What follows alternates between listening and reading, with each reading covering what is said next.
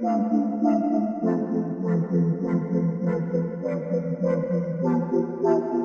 into the Film Guy Network. It's football season, which means I've got a film study for you.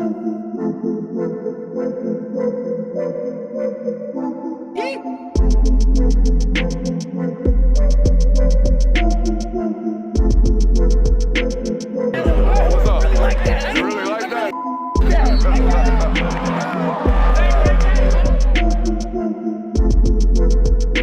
Let's shut up and grind some tape.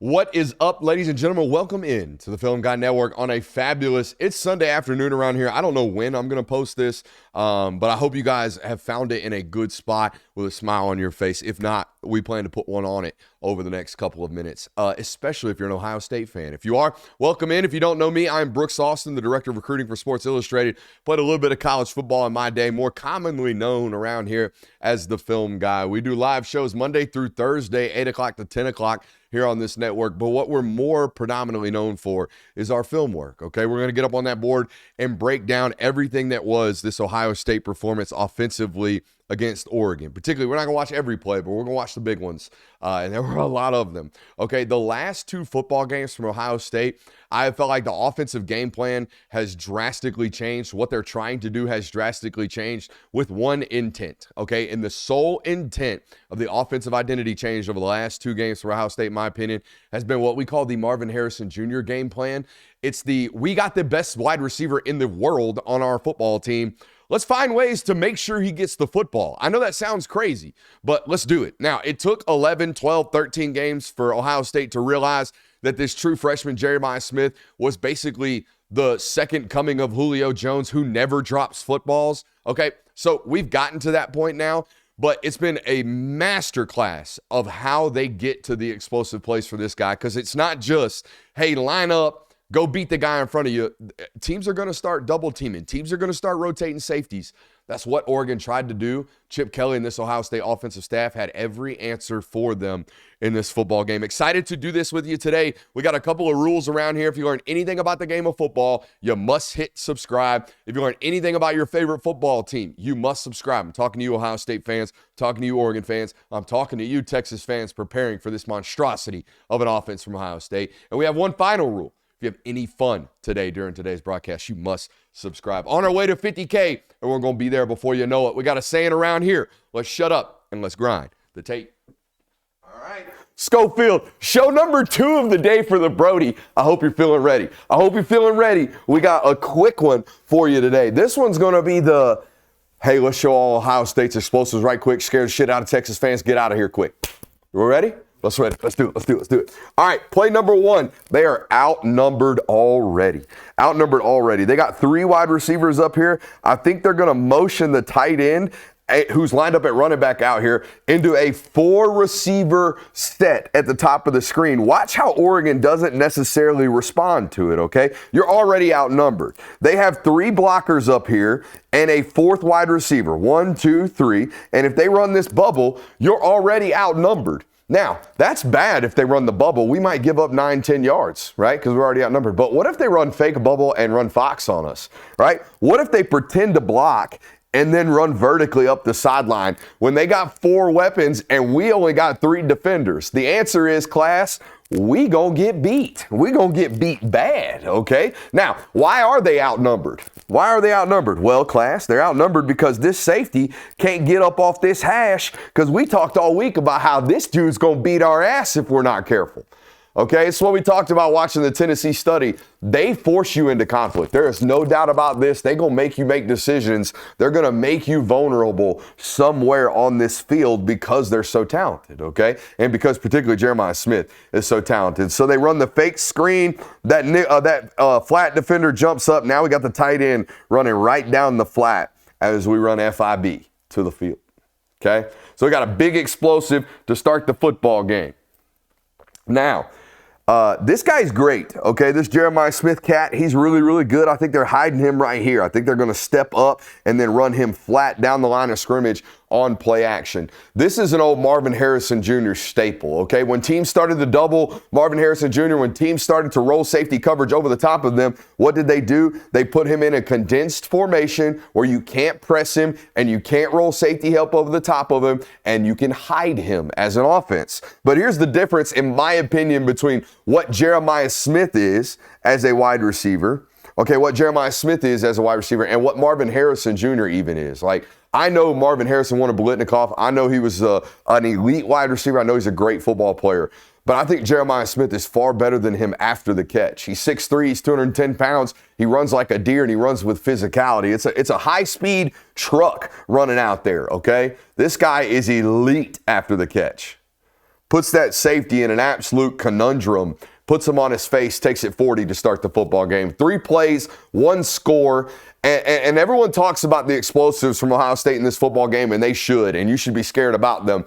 I thought the scariest thing about the way their offense played was they played complementary defense. The defense was stacking 3 and outs to start this football game. That's how you end up 17-0 in a blink of an eye. When the defense is racking up stops and the offense is playing explosively, that's what complementary football looks like. Watch it from the tight. You'll see what I'm saying with regards to this dude's top end speed with the ball in his hands. He's terrifying in this area. I didn't necessarily fear Marvin doing this. I feared Marvin double moving me for 55 yards. I feared Marvin routing me up 12 times a game for 250.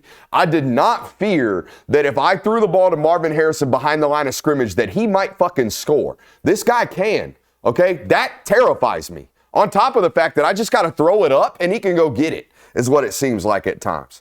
Pardon the language. Yeah, whatever. All right, class, I need everybody to take a mental note. I need everybody to take a mental note at what you are seeing right now. We are in we are in duos bunch as an offense, okay? We are in duos bunch. We're going to motion the tight end to the top of your screen. Thank you, Mr. Will Howard. All right, we are in duos bunch with number 4 right here. Now, what has Oregon responded with in terms of coverage? They are in a soft shell zone coverage, cover 3, maybe man-to-man, doesn't matter. What it is middle field closed. Middle field closed, middle of field closed. Middle field closed coverage, meaning there is a safety standing in the middle of the field. They're not running too high, right? They got one safety here, one safety here. That's too high. All right, they're in one high coverage. It's important to remember because now we're running this vertical and we're going to run this corner. However, I want everybody, again, to take a mental picture. We are early in the football game confirming coverage. What are they doing? Because we got winners a little bit later. They're going to double move the middle field safety with Jeremiah Smith for a 60-yard touchdown a little bit later. All right, the only reason they knew they were going to get it is because they put this in the opener script to see if that's what they were indeed going to play, okay? So now we're going to run the corner on him knowing that we've got cover 3, right? Knowing that we've got you running this deep third, you running this deep third, you running this deep third. Where's the void? Right here into that portion of the field. Now, this is where this guy's special. This is where the quarterback has become special. The ball placement's elite, right? We know we can throw this up and away from defenders because we know this catch radius on this dude is absurd, all right? I just don't know. I don't know how you stop him when that's what it's going to be. You know what I mean? I don't know how you stop this offense when we feel like we have an underneath defender. We feel like we have an over-the-top defender. We got 3 green jerseys over here in this one little area, and that 6'5" monstrosity is going to go get the football. Like, it's 6'3". I don't know what we do schematically because we tried everything we could and still got beat right there, all right? We probably just got to live with those when we go to play Ohio State, and that sounds terrible. That sounds terrifying, honestly. All right, so I saw a bunch of people on Twitter doing why aren't you rolling safety help over the top? Why aren't you rolling safety help over the top? Guys, that's the safety over there, and I don't know how much further over the top you could roll. All right, he's completely removed himself from all involvement in this football play, right? We got 4 down linemen. We got 2 linebackers, all right? And we don't have a ton of bodies dedicated to the box with which they've got 7 people on. I don't know if y'all can see that. That's a wide receiver right there, and that's a tight end right there with the 5 offensive linemen and 2 threats in terms of carrying the football. We are outnumbered, guys. We're outnumbered in the box. We're already, 5 plays in, 6 plays in. We're already sacrificing stuff in the box to try to alleviate number 4. And even doing so, they're going to force a switch release and find the perfect zone on us in this. All right. Early to start the football game, getting the quarterback and number 4 on nice, easy, clean pages. All right, to roll. Now, I think this is a conversion right here. I think as he comes off the line of scrimmage, he could drive here, but he sees soft zone and he gets down. All right, because he's looking right now at his quarterback. If you can see his head snaps around, he sits down, ball's already out. Good timing right there between those two. Let's go to play 8. They're going to hit this later.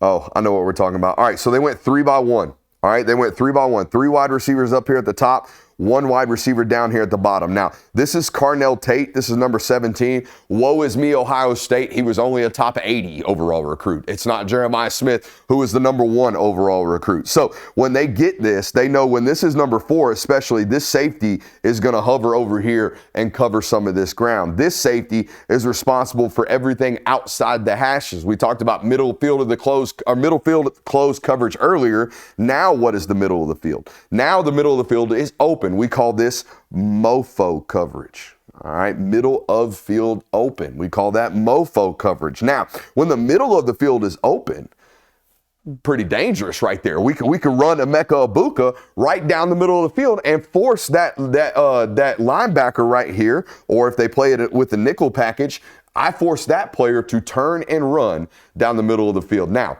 the safety helps out, and they don't get this hit right here. He's going to move off of this and take a sack. However, all they're doing is confirming, right? I told you, all they're trying to do early on in this football game is certainly attack you. They want to get after you, but they want to set things up for their explosive attack later, making sure they're confirming coverage. Now, I thought this route concept was a little bit diabolical. All right, a little bit diabolical against a football team that's showing a little bit of man-to-man coverage tendencies early on to start the football game. What are they going to do right here? They're going to run a hitch. They're going to try to run the old NCAA red zone up, right? You run the little red zone up against middle field open coverage right here. But here's the twist of it. Once they get this rub, they're going to spin Emeka Egbuka down the sideline, and they probably got it hit if they throw it. Look at this. They just spun him, and now he's running this way. All right, that is a concept based off of pass protection, right? We know we can protect long enough to run this type of concept, but still trying to attack that middle field open coverage against that underneath defender, right? They're going to hit it a little bit later. There's no doubt about it. They're going to hit it. I do think if he had time, though, they probably got the touchdown on the whatever you want to call that, from the number 2 wide receiver right there. That will spin out running down the sideline. I think if they got protection, they probably get that licked.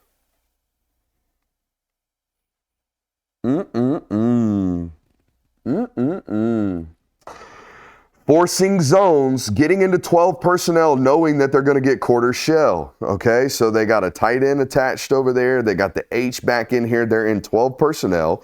And Oregon has responded with what we call quarters match. I know this corner's rolled down, but as the ball is snapped, he's going to turn, put his butt to the sideline, and now we're all going to sit at about 8 to 12 yards, and whatever attacks our zone, we're going to match up with. That's why we call it quarters match. Okay, so let's watch it develop. All right. So risky throw. We know we're going to have this soft zone, though, right? So as we get these quarters matches to start the football game, let's just give our guy a bunch of hookups right here, right? A bunch of opportunities to get the ball out of his hands. Again, on P and 10. I don't know if y'all can see this. This is 1st and 10 right here. So when we do these types of things, all right, we get a nice, easy completion. Guess what we're in right now? We're in a 2nd and 1. Guess what we can do on 2nd and 1? We can hunt. That's what we can do. We can hunt. Analytically, a lot of football teams have moved more to a pass first on 1st and 10 than they have been a run first, 1st and 10. Most of the time, it statistically says we should open the chains with a throw. All right, we want to be in 2nd and 3. We don't want to be in 2nd and 7. All right.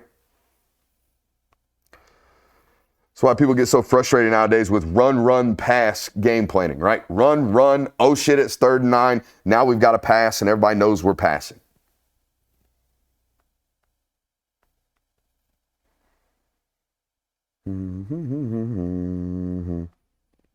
They've been hunting it. They've been trying to get to it, right? They see this middle of the field open coverage right here against 11 personnel duos, right? We got wide receiver right here. We got a tight end, all right, and 2 wide receivers out here. We're in duos. They're playing middle of the field open. We're going to test that nickel defender. We're going to make him run with a Emeka Egbuka right here, and we're going to try to throw a dot.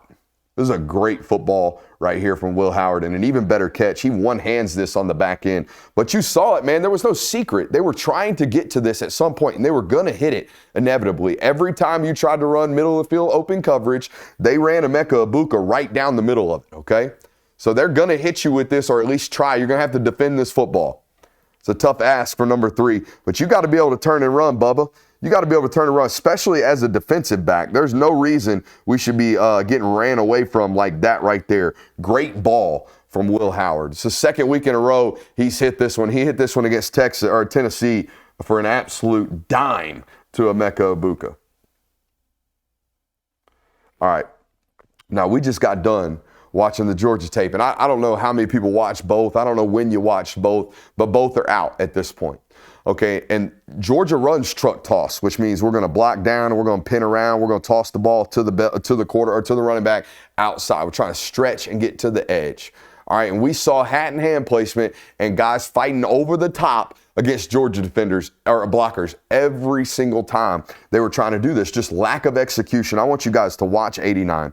89 for the first time today, Schofield is going to do 2 jobs, and he's going to do so successfully. We've been talking about today how when you try to block 2 more than times than not, you end up blocking 0. Watch 89. He's going to account for 2 right here. He's going to help deliver his teammates' block right there. He's going to chip that defensive end right there, Jordan Burch, and now he's going to work upfield and stay on the upfield shoulder of this linebacker that's flowing over the top. Okay, and now why does this play successful? This play successful because 74 was able to get to the edge, 89 was able to get that guy sealed, and 88, I want you guys to watch 88 right here as well. He gets an adjustment mid-play. All right, this outside defender jumps out on him. All right, and instead of continuing to run out, he's like, okay, you want to do that? I'll set the edge here. We'll crease this in here because my teammates are doing their job. Watch 88. He's like, all right, you want to do that? That's fine. I'm just going to effort, run my feet, and we're actually going to have this crease in here now instead of out here. That's fine. I'm going to take you where you want to go. But I got to continue to run my feet and keep my hands engaged, right? That's what execution looks like. That's why this football team's playing the best football in college football right now.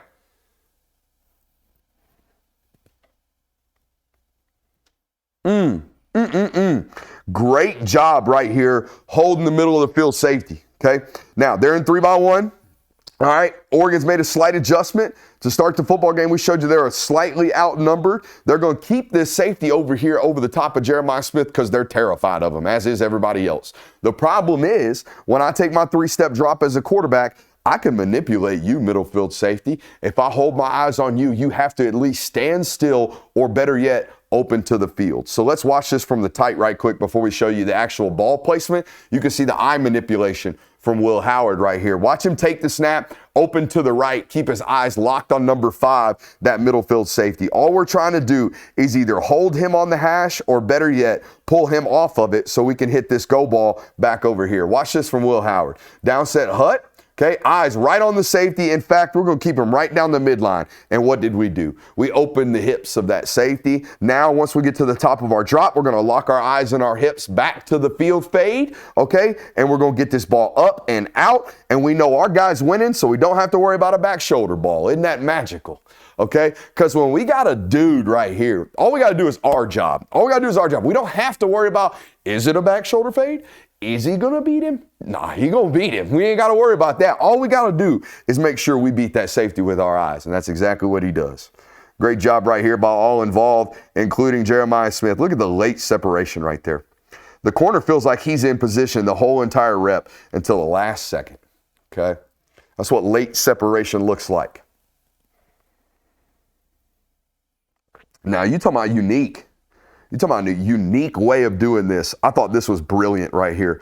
Okay, this is Emeka Egbuka lined up in essentially an H-back situation right here. Now, Texas routes have become a real thing where we run an angle right here. We try to get the running back into the middle of the field right here with a ball in his hands, running after the catch with everybody bailing, okay? Everybody playing the zone, everybody doing this thing. So if I get that ball to him, I got an opportunity to win with a run after the catch. I have rarely seen people do this for wide receivers. This is a great way of doing it right here. They're going to take number 13, drive him up the field, then take Emeka, push out, and work back in. Very similar to what we saw from Dominic Lovett in that Georgia offense to start the football game earlier, causing a little bit of conflict. I haven't seen it out of this formation. Okay, look at that. Boom. Now we have an angle. Now, if this linebacker had his head on a swivel, he might be able to make a damn play, but he doesn't. So we run right by him when we catch the football. Now we got these two dummies bumping heads with each other, and we're running into free green grass right here. Okay? Great job designing an angle route out of a very, very relatively new formation for me. I haven't seen that one as a way to get there. Now, this is the first missed decision I've seen him make all day, all right? And I think it's the only one he's going to make all day. They've got mesh spot going on right here. The mesh is that concept, right? That crisscross mesh, and then the spot, which a spot route is run 10 to 12 yards or to the sticks and stop over the spot ball. It's a spot route. So that's why they call this mesh Z spot or mesh X spot or mesh H spot. Whoever the one's stopping on the spot, that's what we tag it for, right? So that's the concept called right here. Mesh, I think this is Y or X stop or Z stop right here. Z is the one stopping over the ball. The tight end ran. Jeremiah Smith ran. Now, the spot route, wide ass open right now. Okay, wide ass open. We're going to force a football to Jeremiah Smith right here, and it's going to be an incomplete pass. Now, when I sit here, and if I'm evaluating an NFL Sunday starter, I probably give him a minus for not going through his progression. But when I'm sitting here evaluating a college football quarterback, I'd probably say, I mean, there's worse things to do than to force the ball to Jeremiah Smith. You right? There are worse things to do than to force the football to Jeremiah Smith. I'm going to live with you doing this on 3rd and 4, even though, like I said, that's wide open. That's wide open. We have other answers that we should probably get to, but I'm okay with you living and dying by number 4. I probably would too.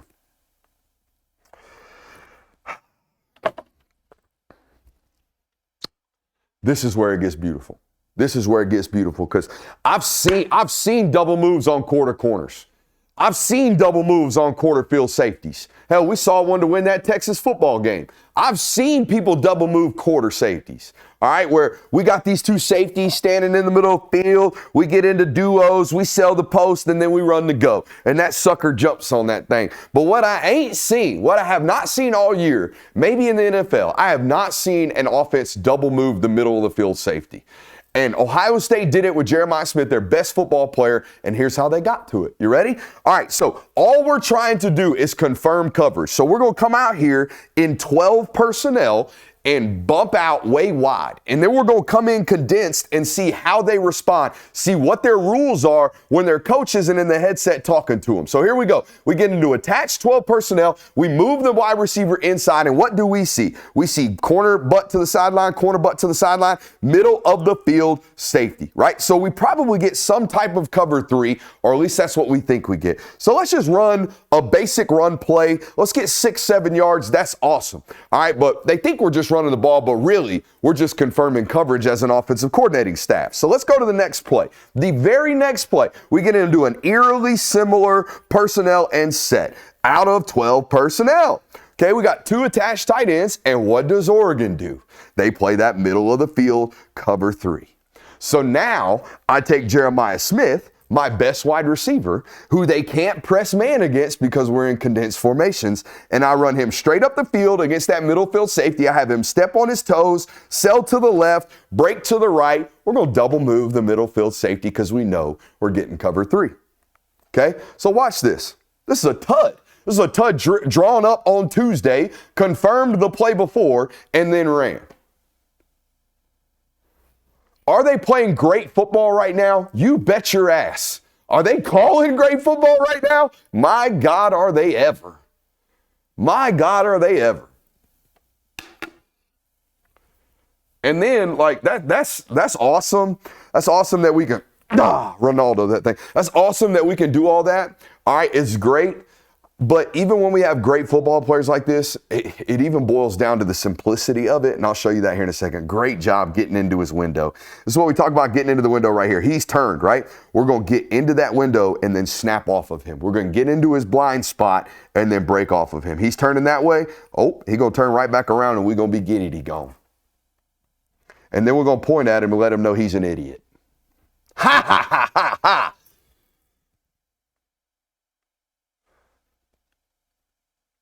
Everyone, including the back, doing their job. Everyone, including the back, doing their job right now. Okay, that's a big explosive. Oregon F's themselves up here with a slant. They get caught in an unfortunate situation where number 10 is taught or told to dive in here, I think, or he's following whatever down block he's getting in front of him, but they're running counter back this way. So they're already out schemed, but I can't tell you how many times, all right, this defensive end dives in. Watch how this pulling guard response. I've seen a lot of guys run right by this color and just assume, okay, he did my job for them. 67's not going to. 67's going to turn right back around and continue to do his job. Now watch what 74 does, the other tackle, okay? He's going to just follow his guard in front of him and go up to the next level and at least get a piece of him, all right? And then the job of the running back. What's the running back's job on this channel, folks? To take care of the +1 defender. We're going to leave one for you, buddy. We can't block all 12 out there. How are you going to do? Well, I'm going to do my job too. All right, I'm going to take it to the door. That's what it looks like when everyone is doing their job. Not making one guy account for multiple jobs. That's what it looks like when everybody's doing their job.